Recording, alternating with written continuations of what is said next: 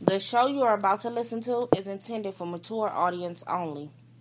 There will be things said that may not be appropriate for younger audience and may offend you. We at Whatever Talk would like to apologize in advance, but really, get over it. We talking about whatever that's on your mind. Speak your mind, don't be shy. This is your time to shine. Did you happen to see the fight, Tyson and Roy? I saw clips. Clips is all you need to see because it was one of the wackest fights I ever seen in my life. Yeah, definitely. It was so freaking whack. Because it happened in 2020. 2020 was a whack year for everything. I don't even know why they putting on fights and teams is really playing basketball with glass with glass audiences. Don't make sense, bro. Like turn it off, man. Again, it just brings up the whole question of the whole back and forth of the whole mask thing and why the Rona thing even exists. If it really is there, why are we out here playing in it then? Right. Exactly. Because when pandemics happen, whites get rich. That's why. We gotta be out here. We gotta play in it to get rich. Exactly. It's just like you gotta play in dirt to get dirty. Exactly. Remember, fear sales. I'm going to lose my sponsor. I've been playing for 15 years, which should grant me the title millionaire, which that money should be making money for me just by interest alone. But I can't survive, though. I gotta be out here playing in it. I can't go to the park, or I can't play in my own backyard, which I have 5 courts. Right. That's wild. Exactly. Well, my bad. Somebody got mad. Let's get back to the fight. Okay, before the Tyson and Roy fight, they had the YouTuber sensation. Yes, the YouTuber sensation, Jake Paul, fighting the basketball used to be. He used to play basketball, right? Yeah, he still do. Oh, he still do? Wait, did I don't think Nate Robinson retired, did he? Oh, well, maybe I jumped the gun because it should be used to be after that knockout. Nah, he did retire. Okay, okay. So he should have thought about doing what we just stated, playing ball in his backyard. Right. Because this cat came out swinging like freaking Pac-Man or some junk. Like just flinging his arms around like he ain't never been in his whole fight his whole entire black life. You black, you had a fight. Right. Like, what the heck, dude? It did. Here's one knockout. He got knocked out I think I want to say his second or maybe third time. Not down, not knockout, not down. And he literally put his arms, like his face was in the mat with his hands over his head, like he tried to cover his eye because it looked like he was crying, like, he got me down again. I know he got knocked down. He did get knocked down a couple times. But the Jake Paul's hits were not clean shots. No, I really don't. I know you can get knocked out with a shot that's not clean, but that's all he was getting knocked out with. Like, yep. Not saying that Paul can't fight. Yeah, he's a decent boxer. Yeah, but the way Nate was fighting, he had no choice but to try to hit him with whatever he could swing with, because he was swinging like a kid who won his toy back. Like, bro, like, yeah, like I was wondering, like, what you doing out there? Like, what is he doing? Why he out there? Exactly. You were just bound to get knocked out sooner or later. Yeah, like he was all open and like, come on, man, like you trying to get knocked out. If I was his people, I would have knocked him out in the freaking corner. Because, like, dude, that is not the way I freaking train you. You making me look bad, punk. But, okay, that's what I was about to say. Like, was it his fault or was it the trainer's fault, though? No, if a trainer is training you like that he need his, I don't know, check the freaking gym down. Right. Everybody in that mud need to get out of there. So it had to be him. Right? It had to be the way that he perceived the training. Yep, and whatever animosity he had towards this cat, I don't know what it was. But getting that off, didn't look too good, man.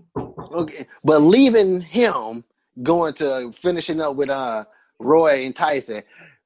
Roy is a punk. Like, I mean, not a punk. Where he was fighting like a punk.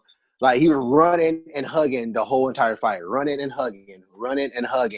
And the way that Roy is a dope fighter. Yeah, he got his own little style. Exactly. And guess what? I mean, like, throughout his career, you know what I'm saying? I don't mean the last fight. I mean, throughout his career, he's had his own style, you know what I'm saying? Yep. He got his own style. And your style cannot compete with a Tyson. I'm sorry. Yeah. Roy's style cannot compete with a Tyson just off this simple fact alone, is that Tyson is a practitioner, as they say, when it comes to getting in. He specializes in getting to your stomach and then lights out. Right. That's his specialty. Tyson, practically his whole career, fought guys that were taller than he was. So in that process of him training, he learned how to get in, because that's all you can do as a short person that's fighting other people taller than you, is try your best to get in. So doing the Roy, one could say that what Roy does is the hit and run technique, which that is. He hit and run and, mock you at the same time, which also in most games would throw you off because you let that person get in your head. But Roy is also quick and known to be a knockout fighter as well. True. You will think that would be enough, but here's the thing. Tyson is not your ordinary heavyweight. Tyson has this freaking speed of a freaking middle welterweight type person with the freaking power of the strongest boxer ever created. Right.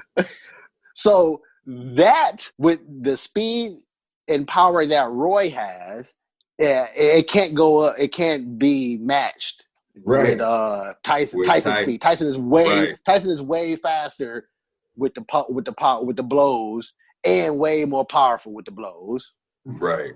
Got to be more of an elite fighter to even come close to, what Mike doing. But that's the thing, though. Roy is an elite fighter.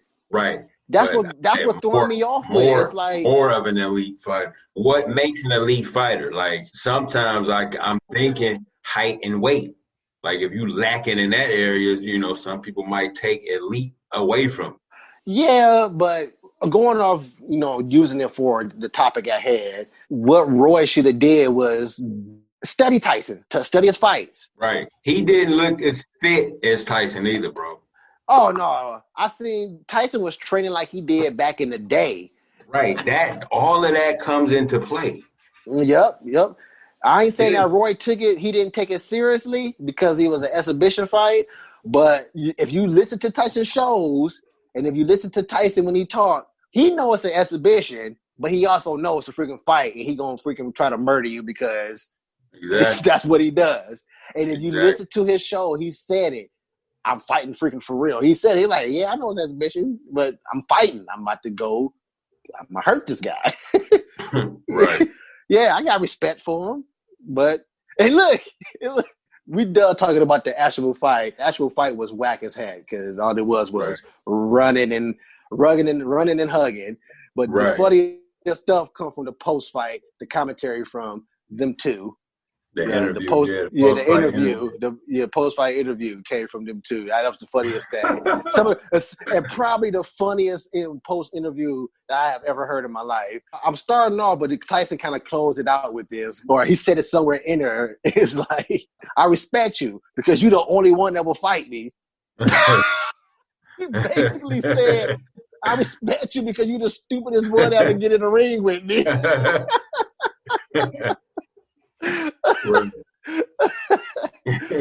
Did anybody else pay attention to the commentary coming from the white people I don't know if I caught it the way I caught it or heard it the way I heard it. Again, could just be me in my head overthinking things or thinking of things a little bit through too much.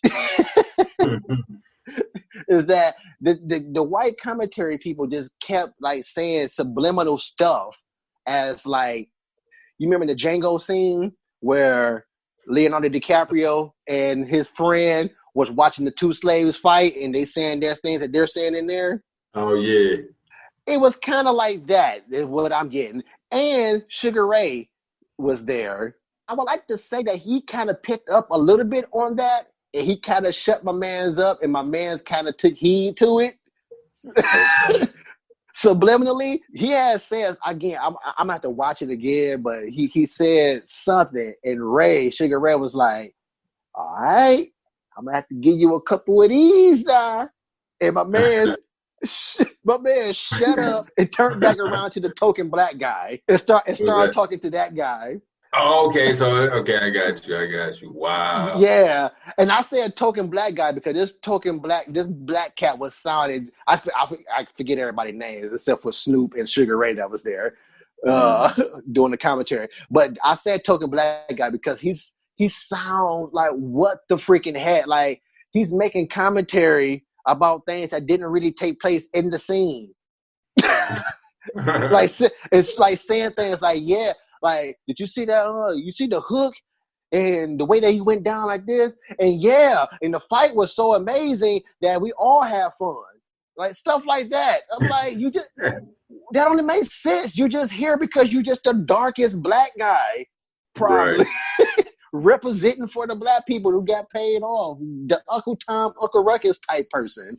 Wow. Not saying that's what he is right for in real life. I just saying that's what it looked like. Yeah.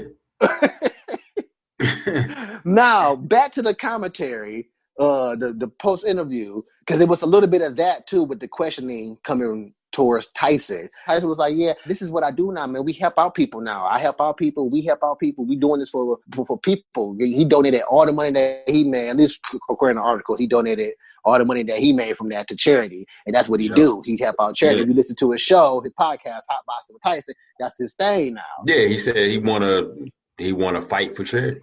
Exactly, and my man's the white guy just kept coming at him with different ways of asking the same question. It seemed like he was trying to get Tyson to snap back into old Tyson mode, but Tyson just kept showing him like, no, I mean, like I said, I like doing this for my, help out people now. That's what I do. Yeah, I'm ready to fight again. That's what I help out people now. We help out some people. Like, so how much would it take for you to come back and have a real fight with Roy? Tyson was phenomenal in my opinion. The dude kept asking him stuff, and to me, get out of black free card or whatever you want to call it, and just swing on this guy without no repercussions. Like, cause that's the type of stuff that white people do. They say things that they know supposedly triggering. Okay, Tyson, go do it. Stole on him. Right. Stole on him just one time, and everybody, including the rest of society, should get Tyson a break for snapping back into old Tyson mode just for that split second. But that being said, the guy asked Tyson, "Were you ready to fight again?" Like, "Oh yeah, I'm ready to fight." He asked Roy the same thing. Roy was trying his best not to say what he really wanted to say. First of all, he can't say that because he is a fighter, and this would end his career, his reputation, if he was to say this for real. But he really wanted to say it, and you could tell that he was trying his hardest not to say this. Which was, he's like, "So Roy, how about you come back and fight Tyson again?" What he really wanted to say is, "I don't ever want to fight this cat ever again." That's what he really wanted to say. He said it hurt. It hurt when I fought him. Yeah, he was like, "I heard about the power. I never fought Tyson. I just heard about the power. But tonight, I gotta say, he did that too." Right. My stomach is really hurting. My stomach is really hurting. So nigga face was funny. Nigga remind me of somebody we went to Dawson with. Damn, like, this nigga look like a kid right now. Look like he wanted to call his mama and shit. Speaking of that, because again, he answered the Mama. question. He was like, "Mama." The baby boy mama, the baby boy Jody. Look crazy ass nigga. That wasn't even in the script. Nigga said, "Oh, Jody."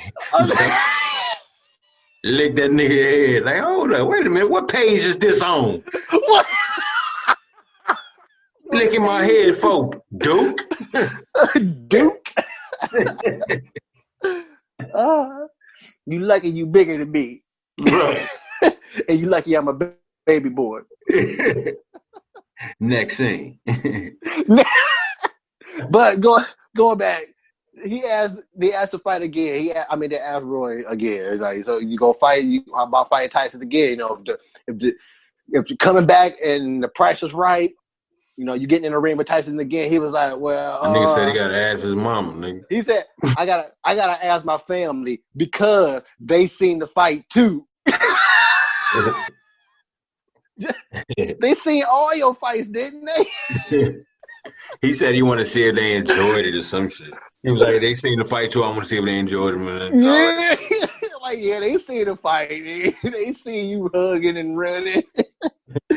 Like, man, I'm quite sure. I look out there.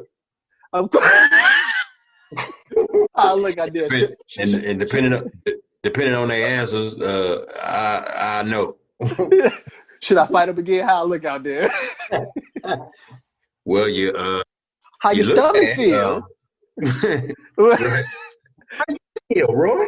How you feel? Forget how you feel. How you feel?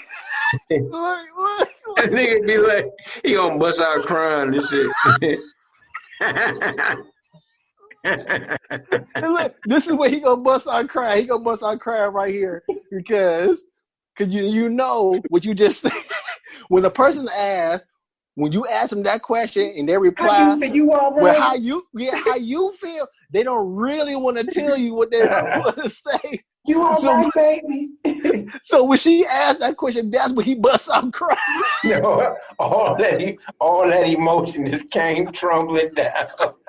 How you feel? I mean, I was all right at first. I was all right at first. Look, yo, now you care about your family's input. Like, y'all both around the same age. I'm quite sure your wife wanted you to retire when Tyson first retired. Right. And here you are, just had your last fight 3 years ago. Now you want to see what your family got to say about the rematch with Tyson. just because you don't want to say the words, I don't want to fight this guy ever again.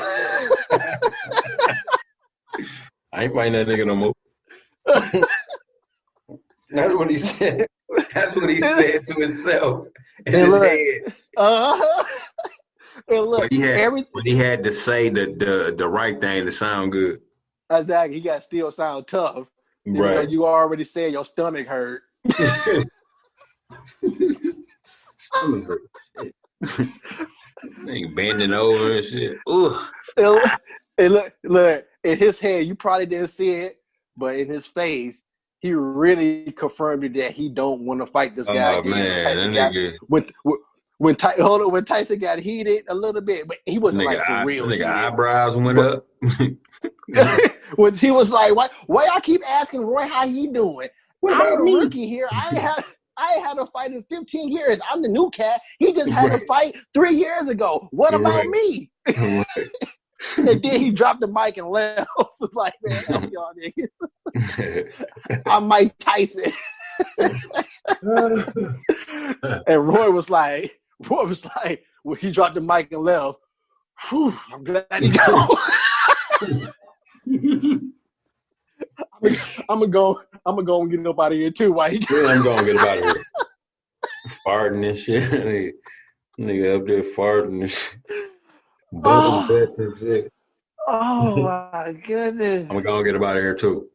Oh yeah, that was the funniest post interview after a fight I've ever witnessed. I was like, that alone was worth that whack fight that just took place. Oh yeah, definitely. That was the entertainment the entertainment portion right there. This man said, I'm gonna see what my family got to say because they seen the fight too.